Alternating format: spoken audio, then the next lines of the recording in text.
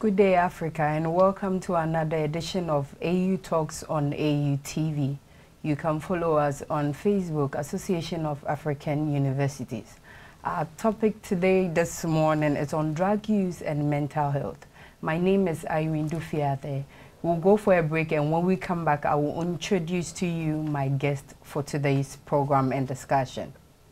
Launch your career at the highest-ranked private institution in Uganda, DUFIE University. Learn without distraction in the most conducive and serene environment and make the most out of every minute. Master technology with the widest spectrum of science and engineering programs. Learn the most innovative methods for sustainable agriculture and renewable energy. Choose between a variety of sports at our vast Luwero complex. Turn your time and money into a degree that makes a difference and begin work in a career that inspires you. Apply online at admissions.ndu.ac.ug. DUFIE University. Come experience a holistic approach to learning. Welcome back, viewers, to AU Talks on AU TV. As I said before the break, our topic is on drug use and mental health. With me in the studio is a professor or a lecturer at Ghana Telecom University. Welcome, madam. Can you please introduce yourself to us? Good afternoon. Good afternoon. My name is MABEL BOADI. My name is Dr. MABEL BOADI. I'm a clinical psychologist and a lecturer at Ghana Technology University College. I'm also a Fox Fellow with Yale University. Okay. And I'm a school counselor at Ghana Technology University. And I'm affiliated to a center in Legon. I do voluntary affiliation to the Center for Aging Studies, Legon. And then we have the Center for Suicide and Violence Research in Legon. So my PhD is actually on families of children with special needs, and I do lots of work on mental health. Okay. I work with students as well. Yeah. Okay. So on our topic of discussion is drug use and mental health. So going on, what is drug? What is a drug, or what do we classify as a drug? Thank you. Okay. Generally, when we talk about drug, it's just about a substance that creates some physiological change in your body, okay, or psychological change in your body. Okay. So that's the general term of a drug. Okay. Okay, so what is the difference? Because we sometimes we call it medicine and then sometimes we call it drug. So what is the difference between medicine and then drug? So what I can say is medicine is just a term, okay, that is used for drugs that are used to sort of treat and prevent conditions. Okay. So very different from what we know in our language as mental health professionals as drug, which basically has to do with a psychoactive substance. Okay. And this psychoactive substance means that it actually influences the workings of your brain. Okay. It changes how the brain functions. So if you talk about drug in general terms, it changes your body physiologically and psychologically.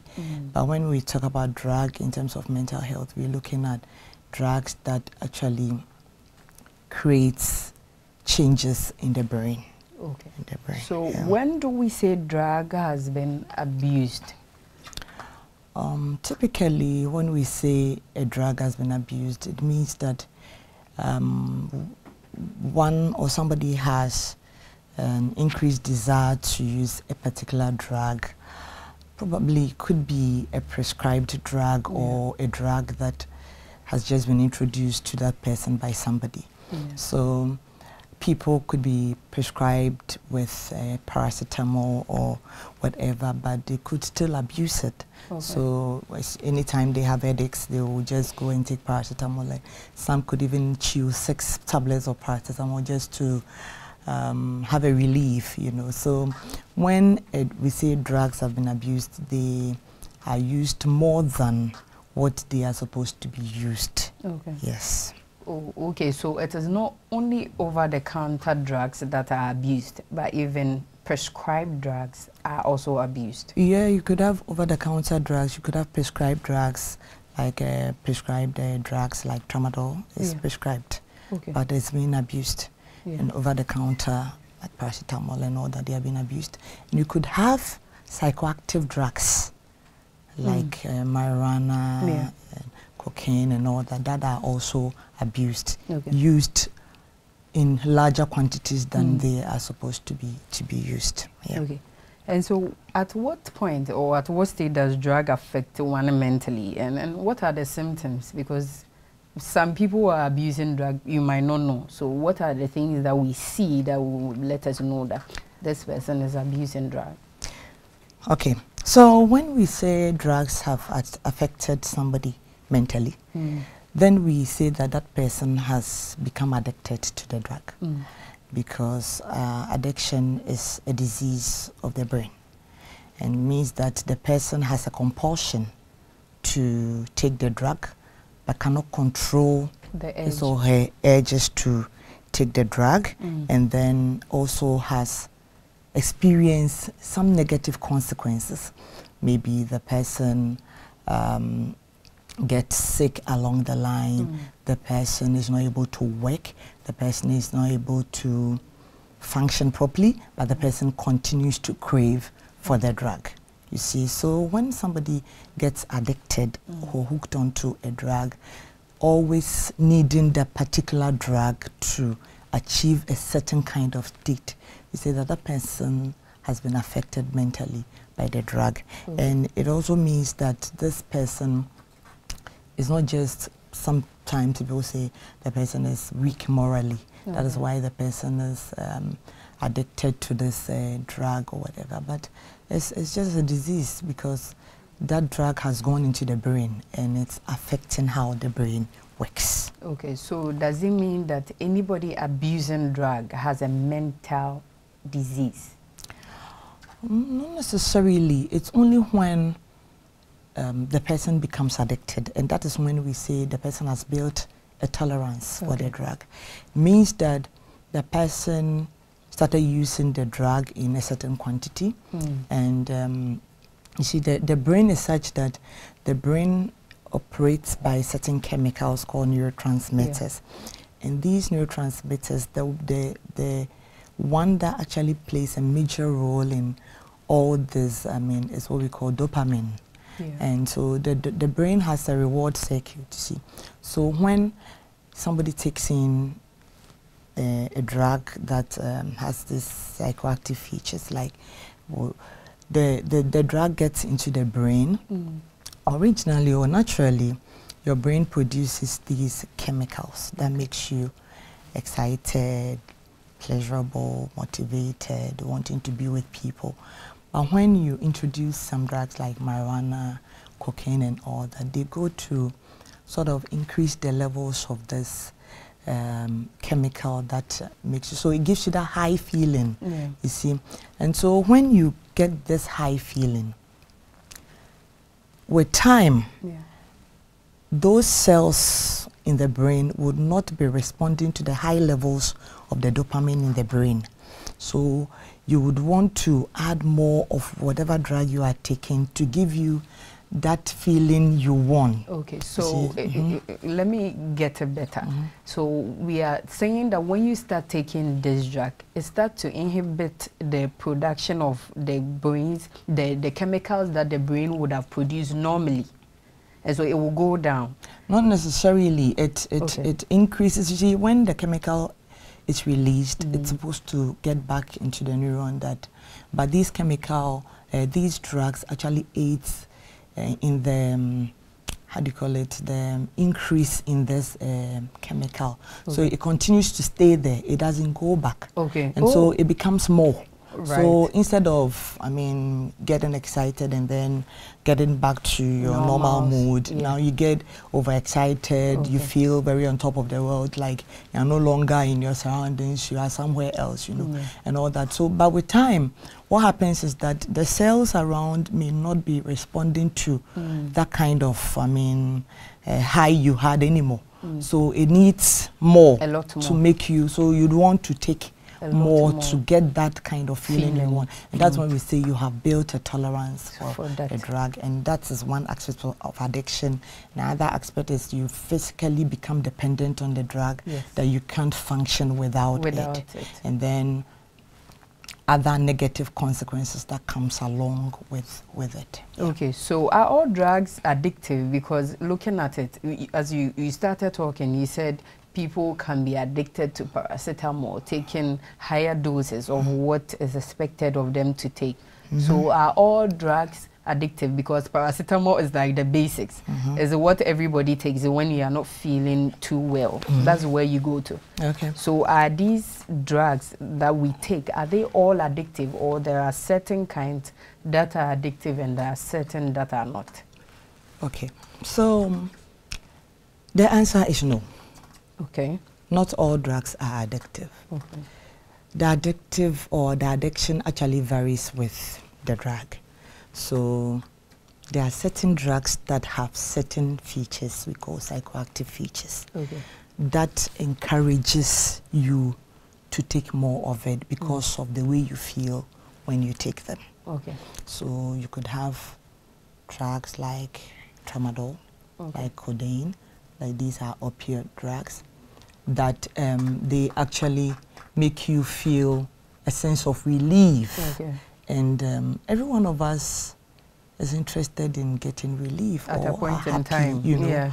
So when you take in such drugs, the brain gets excited about it and would want you to. So you see that when you, even when it's prescribed for you, like you are in a chronic pain, and then they give you tramadol, for instance, in the hospital, and you take it, you see that you don't feel that pain anymore. And you take it and you feel better. So next time the pain comes, you want to take it in. And then it goes to increase the dopamine I was talking about. So with time, you would want to take more. So if the doctor prescribed 50 milligrams for you, you would want to take 100. And then you keep moving until you get an overdose or something. So it's not all the drugs that are addictive. It depends on the substance. It depends on the drug. Okay, so does everybody get addicted to drug? Because it seems very common. Does everyone, can anyone be addicted to drug? I can say that drug addiction doesn't have or doesn't happen to some people, like, oh, you people will get addicted. But we can also say that we cannot put our finger on just one factor making somebody addicted to drugs. There could be several factors, like the person's own genetics. You know, there are certain families that are susceptible to alcohol in use and other drugs. You know, we may not know because we have not tested that, but that is what the research is saying. So your genetics could play a role, your environment, exposure to drugs, peer influence, academic failures, you know, parental neglect and all that could also come in. And then your developmental levels usually happens amongst adolescents who still have the brain, I mean the part of the brain responsible for planning, decision making and all that developing as at the time they get to the adolescent period. So challenges with decisions regarding should I use this, I shouldn't use that. So usually it's a combination of factors that would make somebody addicted. You see, so either the person's genetics, the person's environment, and then the developmental stage of the person makes it the person prone to getting addicted to drugs. So the important part I picked from this on our on how we think about drug abuse is that sometimes it could be genetics. Yeah. And so it could be no fault of the person, but rather it has been something in their generation, something in their family tree. That is what is making the person abuse drugs. So it is not the person's willingness or anything, or it's only been triggered when the person gets to taste that. Yeah, so I mean the genetics is there, but you need the environment to trigger it. Trigger it. You see, so once we don't know and we have not tested it here, or the particular person has not tested it, then you cannot be sure whether in your family, unless you know, you have studied your family line and you've realized that there are many alcoholics in there, there are many drug addicts in there, then you can tell that, well, if I don't take care, I can be in this line. Otherwise, you would have to be careful because you don't know, and then you don't know what would happen if you take, I mean, what it would trigger. So any of these, I mean, most of the mental health conditions, just like addiction, has this genetic basis, but they need the environment, the stresses in the environment to trigger them. Okay. Yeah. So how do I know if someone is using drugs or if someone is addicted to drugs, and how do you get this person to seek for help? Because first of all, they wouldn't even accept. We see people walking around taking in huge amount of marijuana, not even marijuana only. Sometimes it's just painkillers that they are taking. How do you get these people, how do you even know that they are addicted, and how do you get help for them? Okay, so before you know that somebody is addicted to drugs, one of the things you should look out for is the person's, if it's a student, is a person's schoolwork. Schoolwork. You see, when somebody is addicted, because the person is always interested in looking for the drug, the person doesn't have time to concentrate and then to study. So you see that the schoolwork will be dropping. If it's at work, the person is not able to work properly.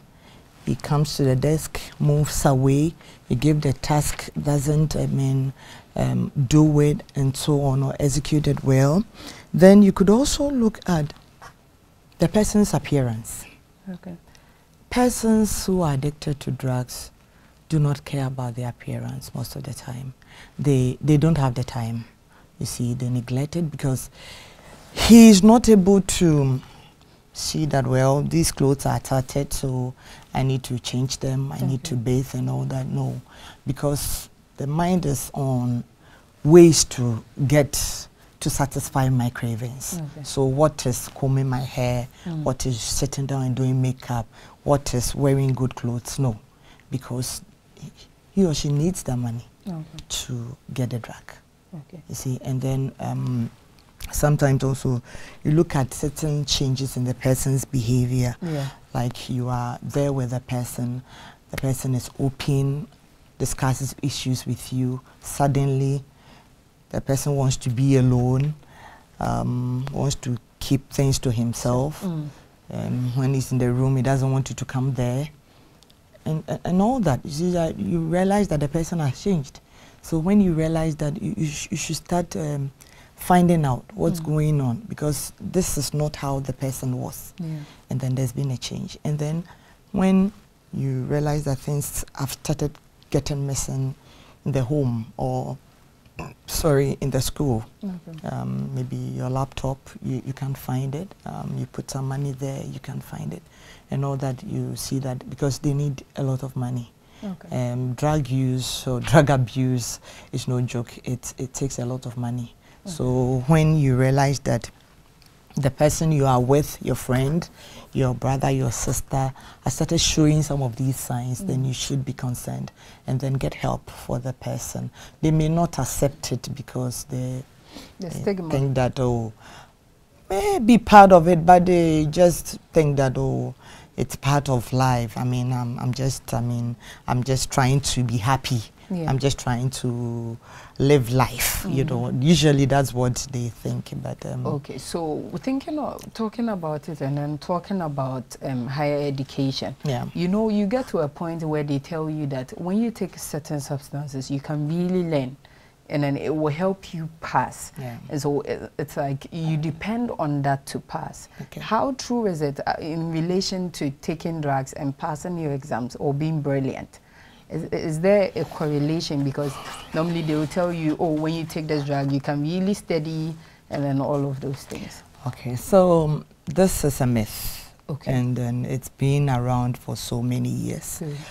People have been told that when you're taking, for instance, marijuana, it sharpens your brain, and then you'll be able to learn well and all that, and then stay up throughout the night like with tramadol, you know. But it's not true, because I mean, one of the effects of marijuana is poor memory, you know, because the tetrahydrocarbonate in it, that's the THC in marijuana, has been found to actually play a role in difficulty forming memories and then retention. So I don't know how that could help you. People might come up or have come up with several explanations as to what marijuana could do. But when it comes to the marijuana being smoked around here, I mean, high levels of THC, and it doesn't do that.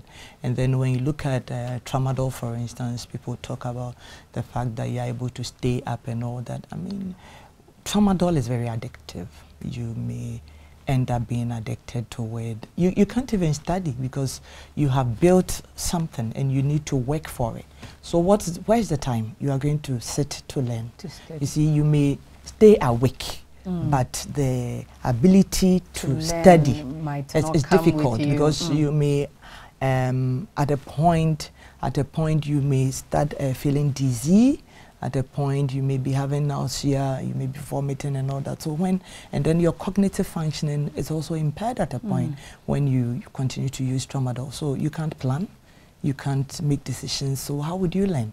So I want people to know, especially our students, that the marijuana, tramadol and all the other substances, they don't aid in your learning. They rather reduce your ability to learn. You would not be able to do anything meaningful. We have students who are marijuana. I met one and he couldn't take his exam because he was hallucinating, and then he saw himself as, just walking around the whole day. And he wasn't able to take his semester exam. So how would marijuana help you? It doesn't help. You see, and people are different. That's what people forget, that people are different. Some people take marijuana for years. It doesn't do anything. It would end up with something. But others will take it today, tomorrow. They will end up in the psychiatric hospital. So, yeah. Okay. So this is AU Talks on AU TV. We are talking about drug use and mental health.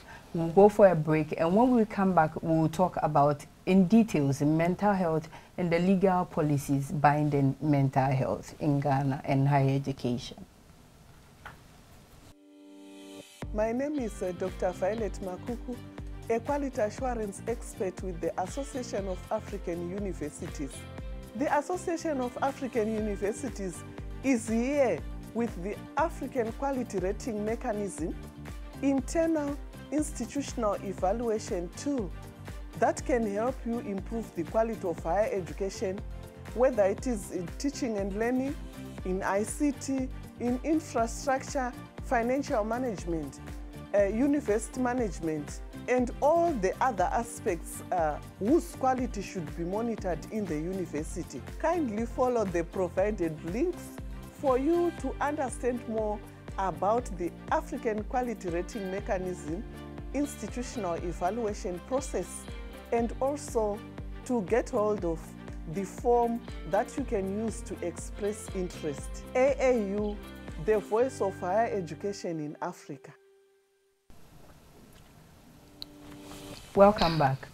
We are still talking about drug use and mental health, and so we'll zoom straight into mental health. So what do we generally say as mental health? Because we've been talking about drugs and then we'll be messing it with the mental health. So we want to know exclusively what is generally mental health. Okay, so generally mental health includes your emotional, your psychological, your social well-being. Basically how you think, how you feel, how you behave. And mental health is so important such that at every stage of your life, from your childhood, your adolescence to adulthood, your ability to maintain a kind of stability through your emotions, your psychology, and then your social well-being is very essential. So basically that's what mental health entails. And then if you are not able to maintain this kind of stability, that is when we say you are mentally ill, because you are not able to function well, maybe occupationally, socially, you are not able to function well. So many adolescents have been found to have diagnosable mental health condition. And in Ghana, we found problems like depression, anxiety, suicide are all some of the mental health conditions faced by adolescents and mainly students. Okay, so I wanted to know the factors. Do we classify our environment, where we are coming from, as a part play in mental health? Because it's very common, as you said, very common in adolescence, especially when we are growing up. It seems there are a lot of things going on and you are trying to figure it out. And so when you are not strong enough, you get to that stage. So what are some of the factors that causes mental health? Mental health is just a state. It's just a state. But mental illness is when there's a problem and then you are not able to keep that state of mental well-being. You see, so, and as I indicated with addiction, which is a mental health condition, several factors contribute to mental illness. You could have genetics playing a key role, and then you could have the environment, the stresses in the environment, and then so basically there's some kind of interaction between the genetics and the environment. So some of the environmental factors could be your interactions at home. You see, sometimes parents and children, conflicts here and there regarding school work. I mean, what they want to do in school, this course, you can't be a doctor, you can't be a lawyer, that kind of thing. So some of these students find it very difficult functioning because they are being told to do what they don't want to do. Some parents are not available for their children. They go to work in the morning, come in the night. They never have any chance to talk with their children. So they step out and they meet their peers, and that is where they get all the information they need about their life. And so if the parents are not there and the friend tells him or her, that is what I do, join me and let's be happy, they are very likely to do it, because I told you that during the adolescent stages, significant changes occur cognitively, biologically, and so on. So the brain is still developing. So issues about decision making, what do I have to do, what don't I have to do, it's difficult. So they need a lot of guide to be able to do that. Otherwise, some of these things could contribute to the condition. Okay, so we moving from that, we're talking about dual diagnosis disorder. What is it and why should we pay particular attention to it? Dual diagnosis disorder. Okay. So when we talk about dual diagnosis, all it means is that when somebody is addicted to drugs, there could be other mental health conditions that come along. We may even call it as comorbid conditions. Conditions that come along with, for instance, addiction. So you could have somebody addicted to drugs, then the person would have depression. The person would have anxiety, the person would have schizophrenia. So it's very important that you don't look out for only the addiction, but the other conditions, because remember, the person will be hallucinating. Some of them could be deluded, and then that could be taking us into schizophrenia. Okay, so why not the other way around? Because I think when people are depressed, when people are in a certain state of mind, that is when they tend to do the drugs. So why do we say drug abuse come with other factors, and why not other factors come along with drug abuse? So it's good you have asked this, and that is what I was going to say anyway. It is not only the addiction that comes along. Sometimes too, people have other mental health conditions that also cope with it by using drugs. Drugs, yes. So some people are depressed, they are not happy, they have a very low mood, and then they think that when they take something like marijuana, it would help them to lift their mood. So somebody says, oh, you are not happy?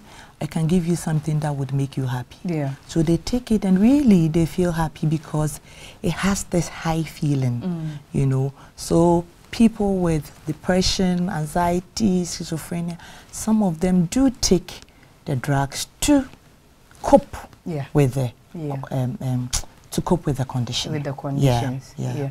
So we are back to the drugs again because I think they work hand in hand. You can't talk about mental health without talking about the drug.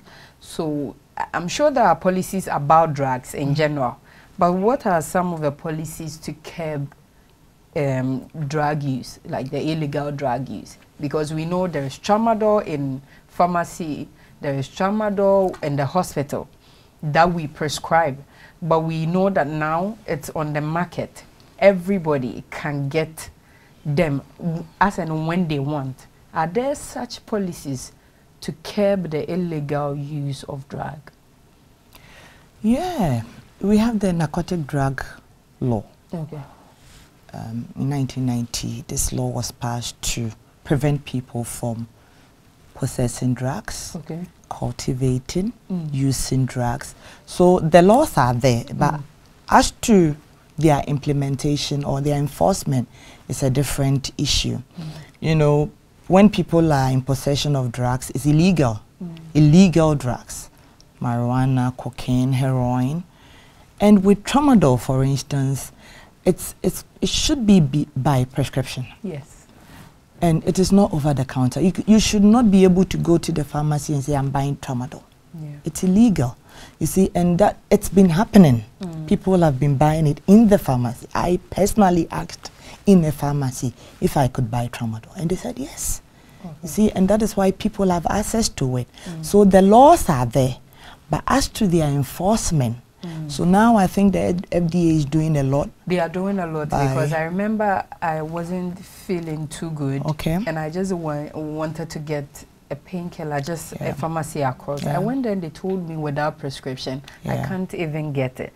And so I was asking that the FDA are doing their part. Do we need other enforcement agencies to come in to help curb illegal drugs? Because looking at the human resources, the youth are the resources of Ghana. And then these are the people we need them to be seen, to be able to push the workforce, to be able to generate more income for the country. And it seems everybody is on the street. You will see them in groups, you see them lying down with no sense of direction because they are addicted to drugs. What are we doing? Because it's not, the laws are there, but what are we doing? Because there should be practical steps to curb this illegal drug use. Because it's disheartening for parents, it's disheartening for everybody, your neighbor or anyone you see. When you know someone is addicted to drugs, you know how you feel about it. What are we doing about that? Okay, so as I said, FDA is doing its bits. It needs to be resourced properly in terms of human resource, in terms of finances, to be able to go into the various communities to do more education, to arrest, work with the police to arrest people on our borders, because our borders are very porous. People just bringing in different milligrams of, for instance, tramadol. You could have 500 milligram, which is out of, it's not the best. It's not, I mean, prescribed anywhere, you know. So they are doing their bit, and then we as psychologists are also doing their bit, a bit in terms of educating the public on the dangers of drug addiction.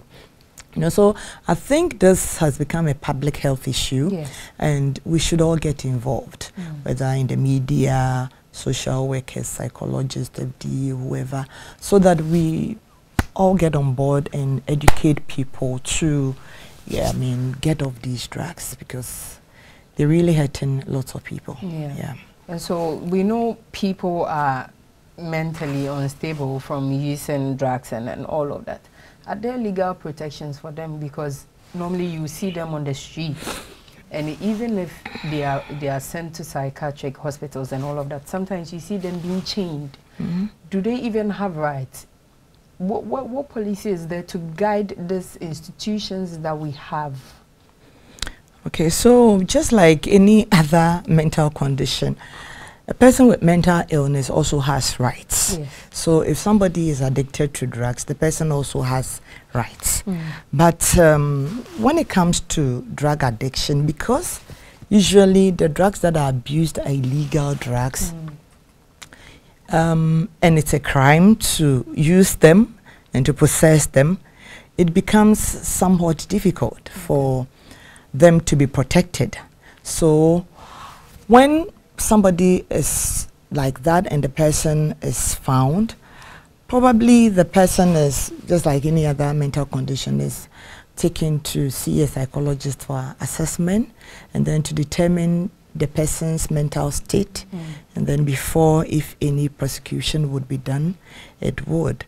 However, because it's a crime, it's sometimes tough, because when you go to the Narcotic Control Board, they have psychologists in there who, when they arrest people, also looking at the situation, determine whether the person could actually stand trial or should be taken to the clinic for help before that.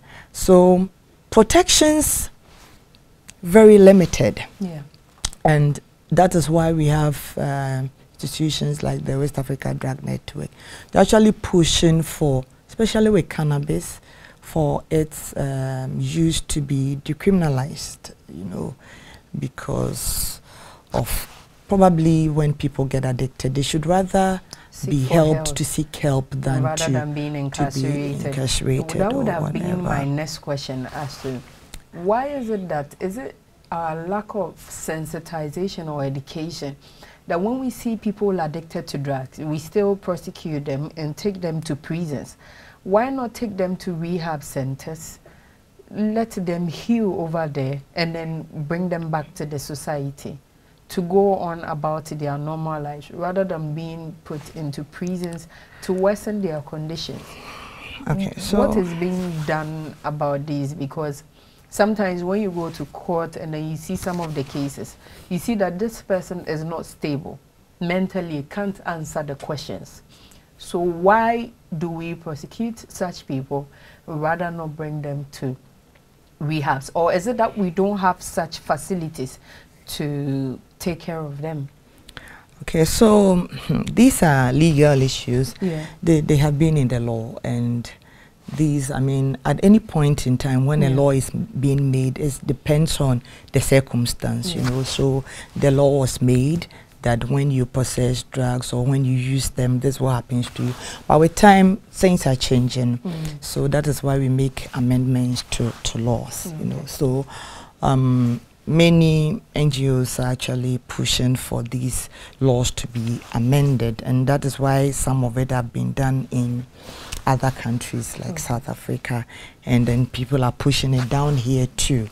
So before even we push it down here, I wanted to know your thoughts about it, because there have been so many talks on legalization of marijuana.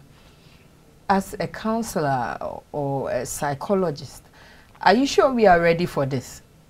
There will be a follow-up question. I just wanted you to answer that. Are we ready for legalization of marijuana in Ghana? Okay, so if I can finish what I was saying, that people are taken to the courts or to jail because that is what the law prescribes, you know. But now, I mean, if for me as a psychologist, I would not prescribe that. Because when somebody is addicted, the person is mentally ill, you know. So what would be the person's business in jail? You need to help the person to gradually get out of the addiction. And addiction it's a serious situation. It's not something that is done a day or two and it's over. It takes time. It takes lots of time. I mean, things to do to get people out. So people should rather be rehabilitated than to incarcerate them. But when it comes to the issue of legalization, I think people are learning a lot from the US, I mean, and other Western countries, because they have found out, especially with marijuana, that the marijuana plant has several compounds, and there are non-psychoactive aspects of that plant that are medicinal.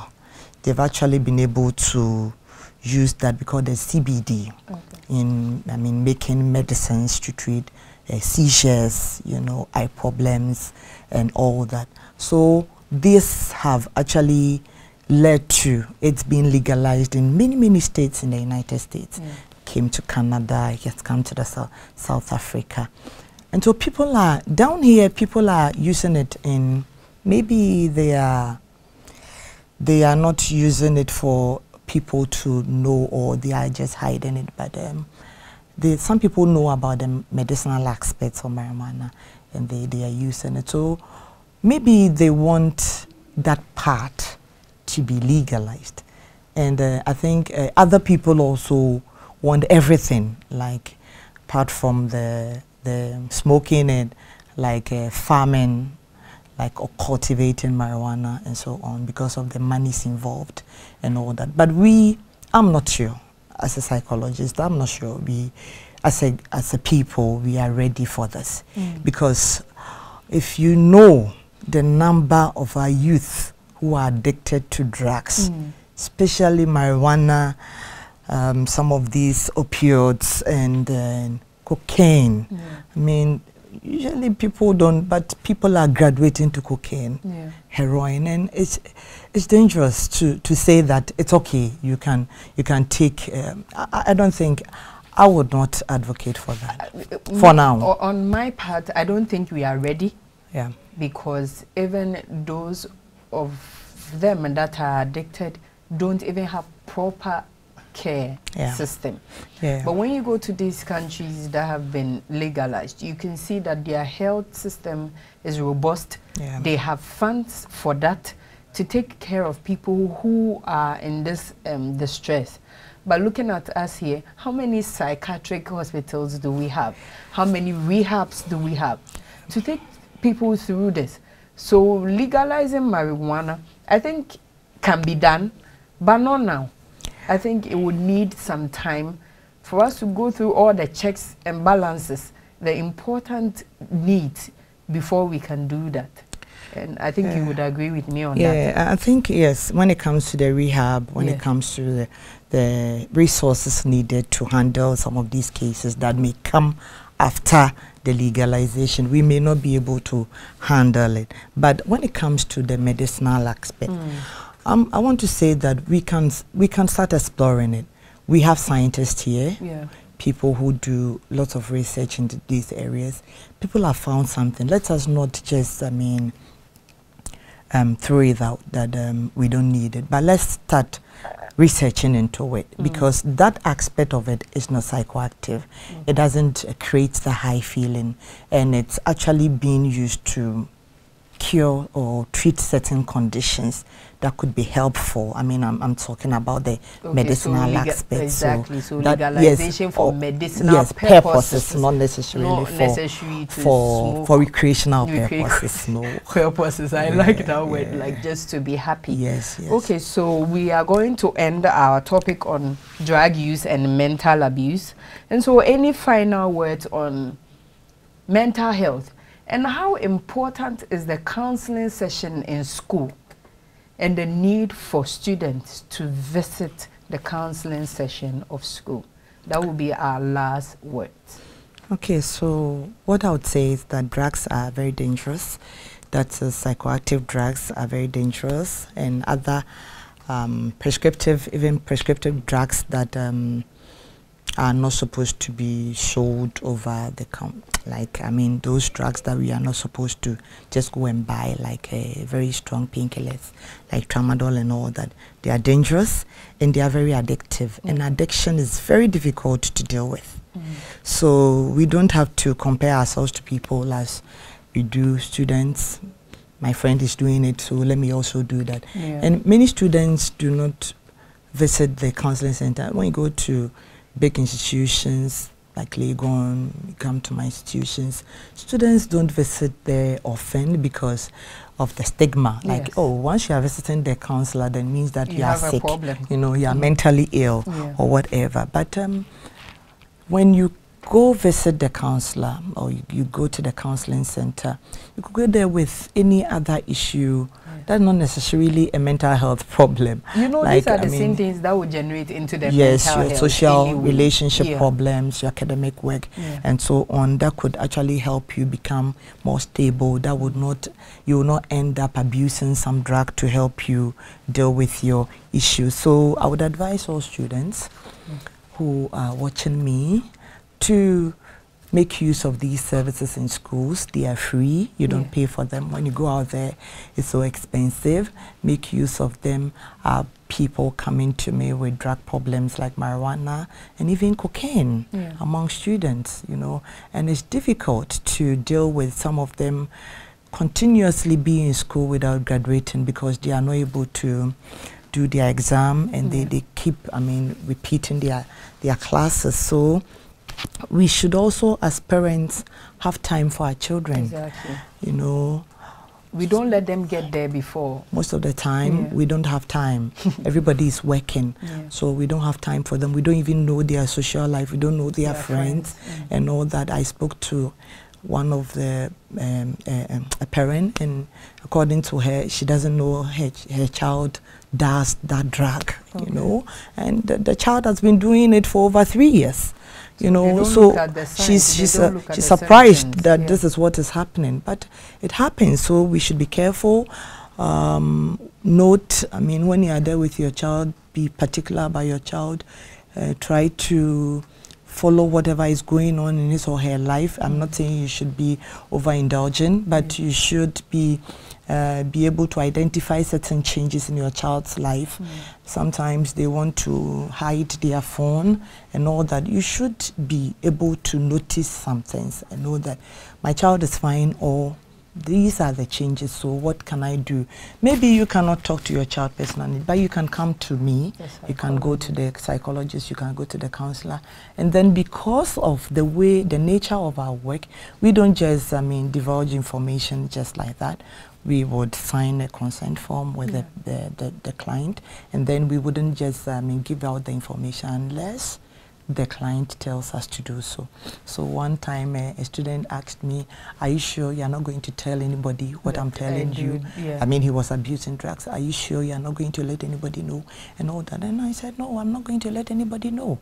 You see, and then that is when he became comfortable, because to open up. They don't know. Nobody knows, or the parents don't know.